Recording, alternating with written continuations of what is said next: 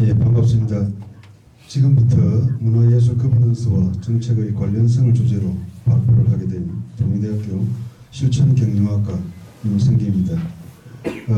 오늘 실천경영학회와 한국전산회계학회에서 공동으로 주관하는 그 교수님들과 본인들 앞에서 발표를 하게 된 것을 영광으로 생각하면서 많은 지도 편달이 있으시길 바랍니다.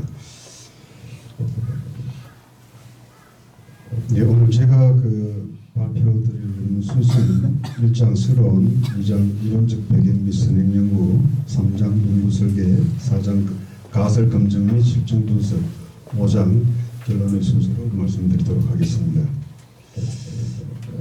먼저 1장 서론입니다. 연구 목적은 본 연구는 지방자치단체의 전통문화 및 예술 관련 정책 현황과 사업들의 거버넌스 구조를 살펴보고 각 주체들 간의 인식을 비교하여 지방자치단체 및 문화예술 이해관계자 간의 거버넌스 강화를 위해서 필요한 시사점 도출해 보고자 하는 데 있습니다. 나머지 부분은 생략하겠습니다. 예. 연구 흐름도입니다. 연구는 이러한 화면과 같이 진행하였습니다. 예, 2장 이론적 배경 및 선행 연구입니다. 1990년대 이후로 국내에서는 지방자치제가 전면적으로 실시되었고 이후 도시의 개념도 급격하게 변화하였습니다. 이는 정부만이 공적 영역을 대표하던 것에서 도시가 공적 영역의 역할을 대체함으로써 문화를 도시 발전의 원동력으로 삼으려 하는 다양한 정책 차원에서 거버넌스의 패러다임이 변모하는 결과를 낳게 되었습니다. 아울러 지방정부의 출범은 도시의 재생을 위해 기업, 시민 등 다양한 주체와 이해관계자와의 협력과 포럼의 필요성이 나타났고 공동의 목적을 위한 수단으로 문화를 활용함에 따라서 문화를 중심으로 한 협력 체제들이 발생하게 되었습니다. 이하 부분은 생략을 하도록 하겠습니다.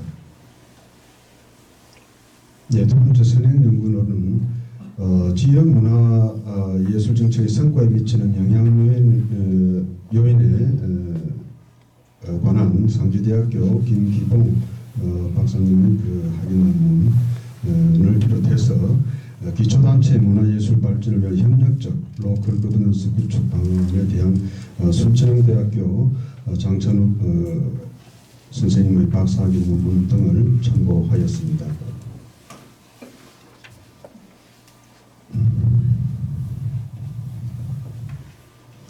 예, 3장 연구 설계입니다. 연구 설계에서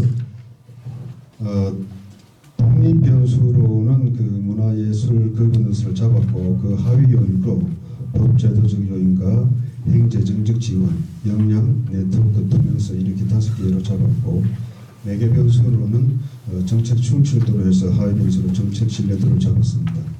그 다음 종속 변수로서는 정책 달성도에서 하위 요인으로 정책 효과성과 지시도를 설정을 하였습니다. 두 번째 연구 가설로는 H1에서 문화예술 거버넌스는 정책 충실도에 정의 영향을 미칠 것이다.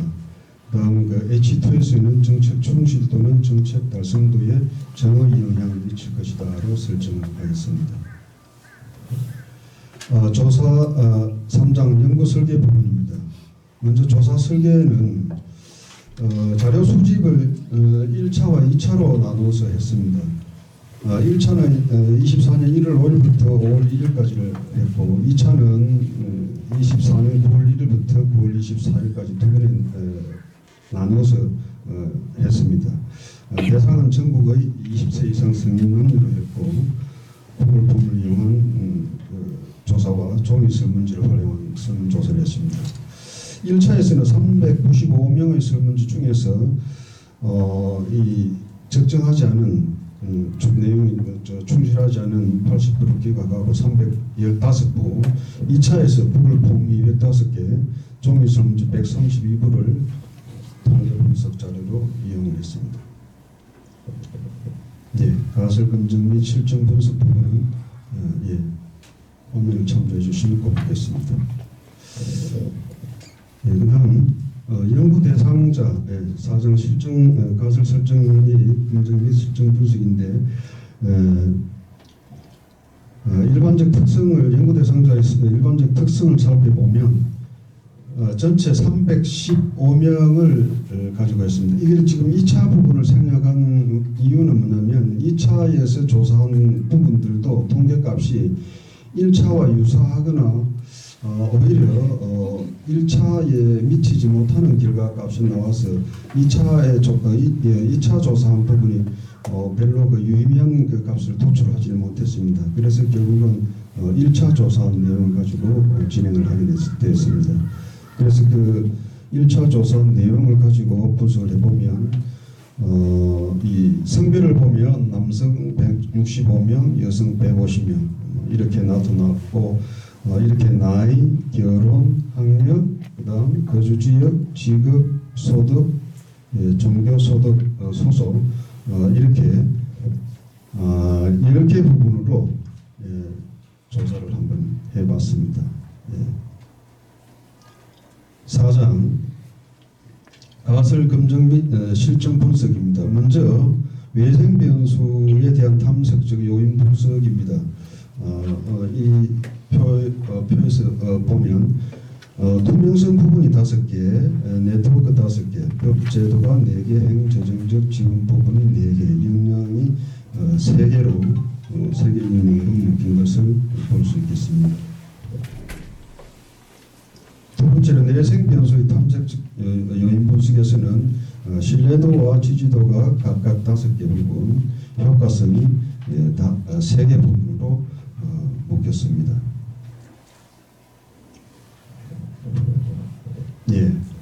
가설금 확인적 요인 분석에서 모형 적합도를 살펴보니까 좀 못하겠는데 이 적합 지수 GFI는 기존값 그 0.9 이상이 돼야 되는데 사실은 0.844가 나왔습니다.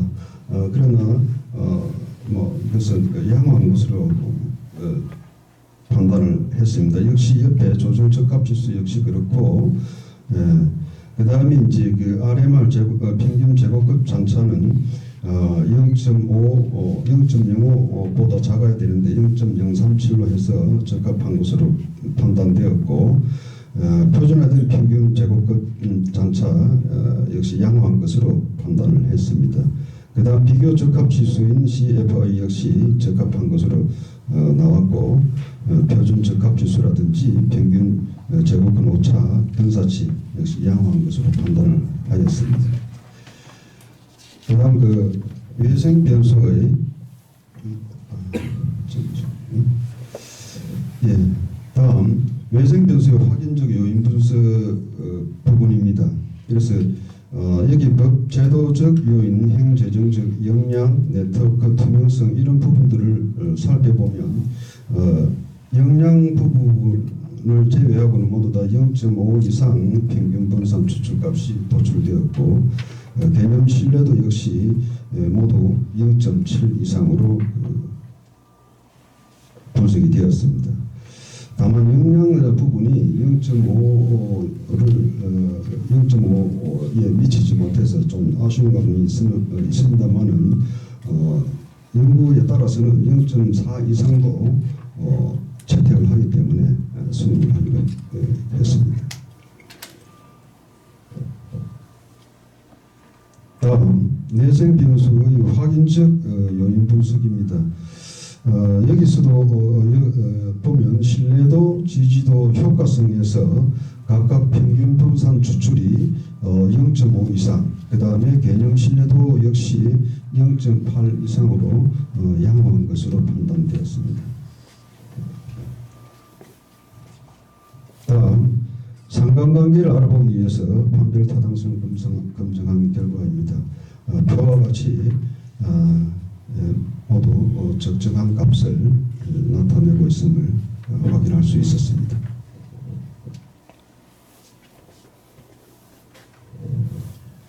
다음 측정 도구의 그 신뢰도를 살펴본 결과 먼저 문화예술 구분수 부분에서 각각 0.7 이상의 그 신뢰도를 나타냈고 정책 충실도와 정책 달성도 역시 각각 0.8 이상의 결과값을 얻을 수 있었습니다.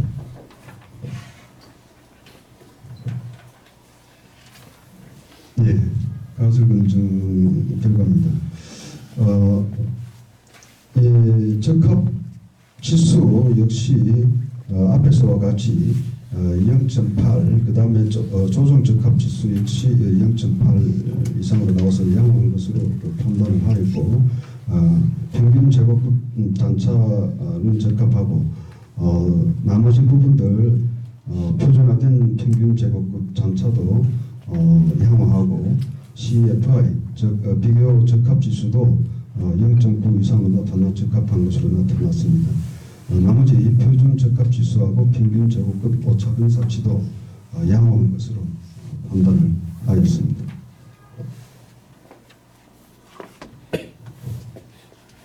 네, 이렇게 해서 가설 검증을 해본 결과 H1에서 법제도에서 정책 신뢰도에 미치는 부분은 P값이 0.49로서 기각하였고, 두 번째 행재정적 지원에서 정책 신뢰도 부분에도 0.489로서 나와서 기각을 하였습니다.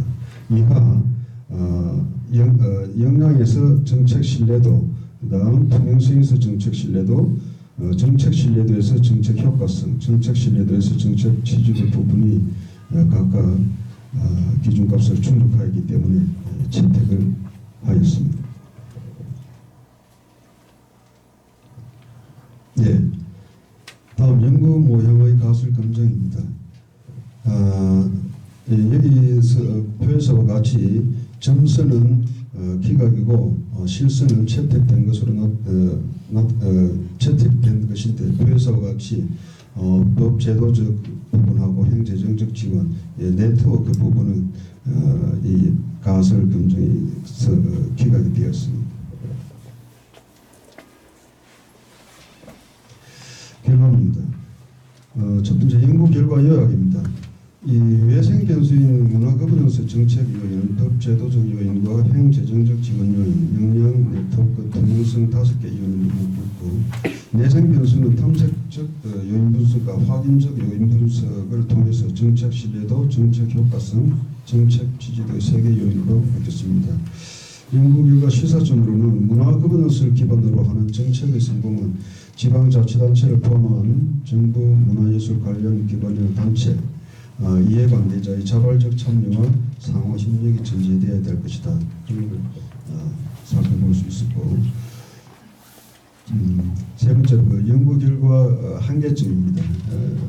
시간의 흐름에 따른 종단적 연구가 필요하지만 제한된 변수의 사용이라든지 시간적 제약에 따른 한계로 평단적 연구로 진행되어서 심층적인 결과를 도출하는 데는 일정한 한계를 가진다라고 볼 수 있겠고, 그다음에 이제 설문 대상을 전국으로 하였지, 전국으로 두 차례 642부 유효 표본을 대상으로 하였으나, 앞에서 말씀드린 바와 같이 두 번째 실시한 이 표본값들이, 표본의 통계값들이 1차 통계값과 오히려 그것보다 나은 결과값이 도출이 되지를 못했습니다. 그러한 아쉬움이 있고, 세 번째로 양적 연구의 장점인 정량적인 데이터를 통해 명확하고 객관적인 결과를 도출하는 장점에도 불구하고 복잡한 경험과 사회적 맥락을 깊이